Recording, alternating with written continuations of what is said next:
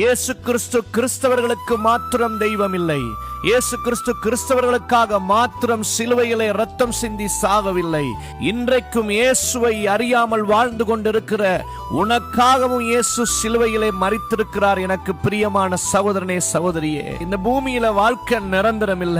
நேற்று இருந்தவங்க இன்றைக்கு இல்ல, இன்றைக்கு இருக்கிறவங்க நாளைக்கு இல்ல. மரணம் எல்லாருக்கும் ஒரு நாள் வரும். ஆனால் மரணத்துக்கு பிறகு ஒரு வாழ்க்கை உண்டு. இயேசுவோடு கூட பரலோக ராஜ்யத்தில் இருக்க போகிறாயா அல்லது நரகத்தை நோக்கி சென்று கொண்டிருக்கிறாயா என்பதை கொஞ்சம் ஆராய்ந்து பாருங்கள். எனக்கு பிரியமான சகோதரனே, சகோதரியே, இயேசு இல்லாமல் எந்த மனுஷனும் பரலோகத்துக்கு போக முடியாது. இயேசு சொன்னார், நானே பரலோகத்துக்கு வழியும் சத்தியமும் ஜீவனுமாய் இருக்கிறேன் என்று.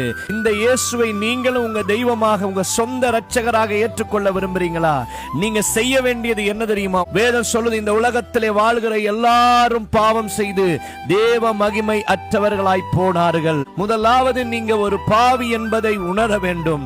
இரண்டாவது, உங்களுடைய பாவத்துக்கு பரிகாரமாய் தான் இயேசு கிறிஸ்து சிலுவையில் அடிக்கப்பட்டு ரத்தம் சிந்தி மரித்தார் என்பதை நீங்கள் விசுவாசித்து உங்க இருதயத்திலே உங்க பாவத்தை போக்கின இரட்சகராக, சொந்த இரட்சகராக இயேசுவை ஏற்றுக்கொள்ள வேண்டும்.